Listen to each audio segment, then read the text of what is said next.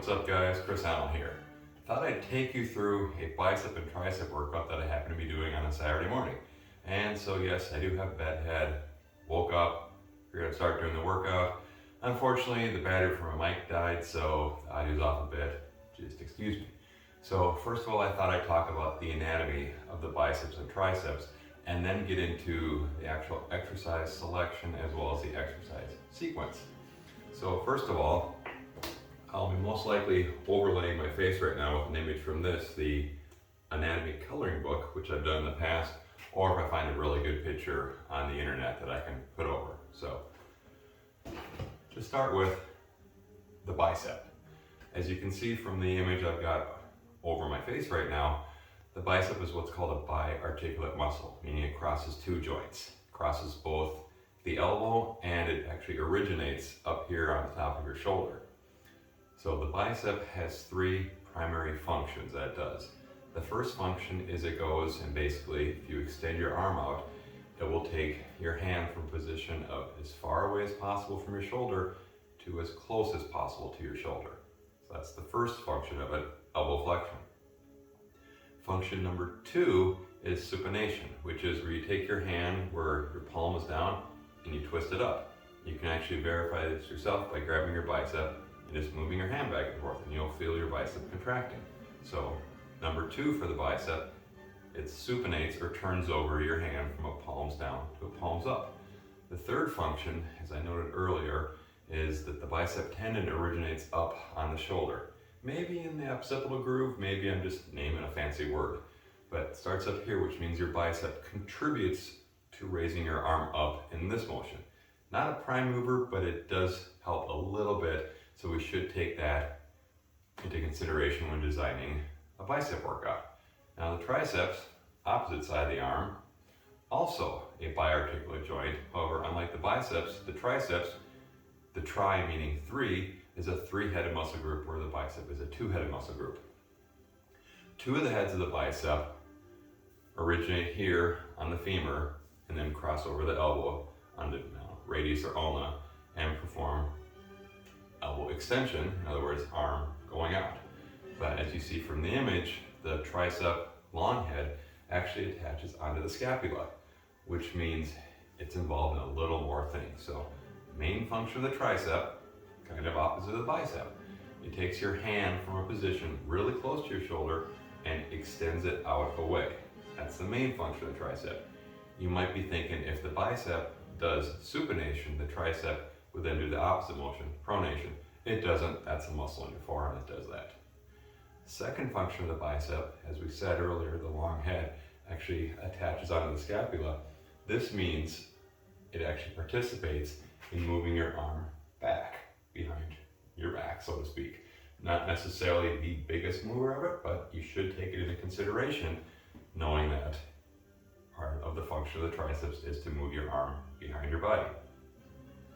So we've talked about the two functions of the triceps and the three functions of the bicep. So now I'll do a workout here and show you how I'm using each of them, and maybe explain just a little bit more before I start each exercise what I'm doing. So as stated earlier, one of the functions of the bicep is supination.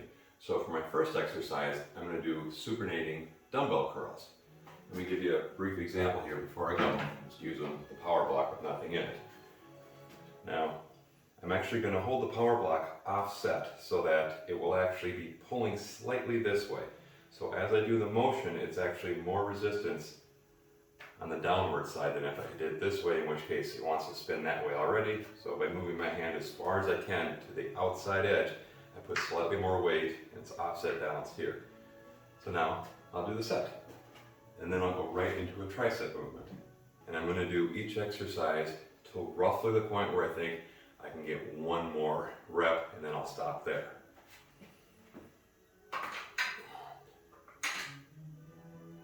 2, 3, 15, 16, 17, 18. Could probably get one more, but we'll stop at 18. Now, I'm going to go on to nose breakers, skull crushers, whatever you want to call them, but with the dumbbell. So.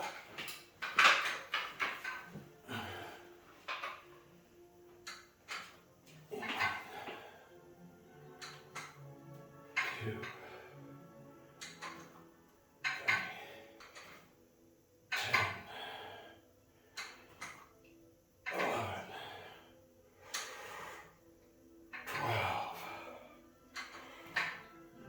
13,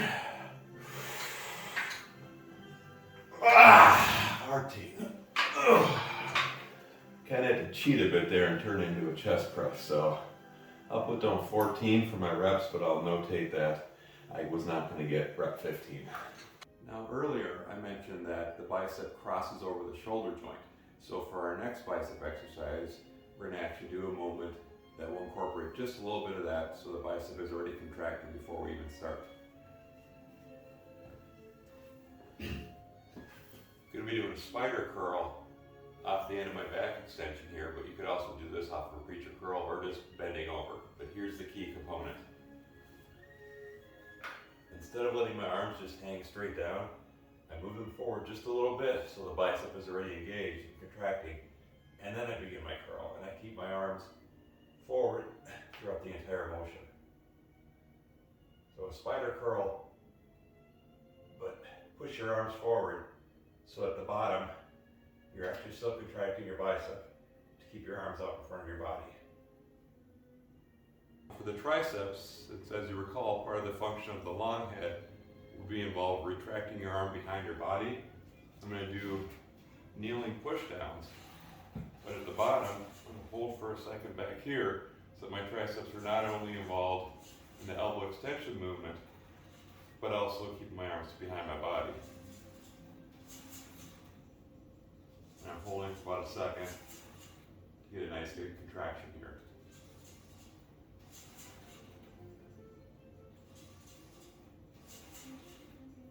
Workout's 2/3 done. So I got 2 more exercises that I'm going to do. First exercise, I'm calling decline cable curls. If I were to sit on a bench and put it at about a 45, I'd be leaning back like this if I used a dumbbell. I'm going to use my cable station here. Remember how I said earlier, the bicep attaches up here? So if I truly want to stretch the bicep, that's why you do a bicep stretch like this and not just straight down, because you can actually feel it a bit because the tendons insert up here. So for my first set, I'm going to do curls. My hand's getting way back here, and I'll actually pause for a second in the stretch position, just to pause for a second there. So arms back. Right about here I lose tension, so that's about where I stop.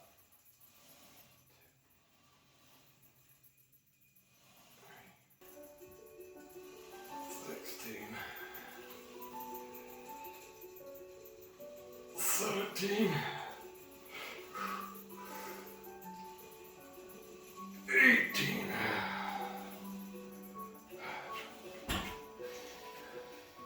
The second exercise is going to be overhead tricep extension, so I'll lower this thing down all the way here.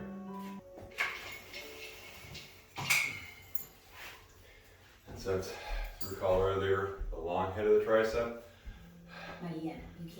originates on the scapula. Oh great, it's an ab. So to stretch the tricep, I got to get it basically even with my head and back, and I'll hold the stretch for about a second with each of these ones. Indeed you do. With an Indeed resume, it's not just you doing the searching.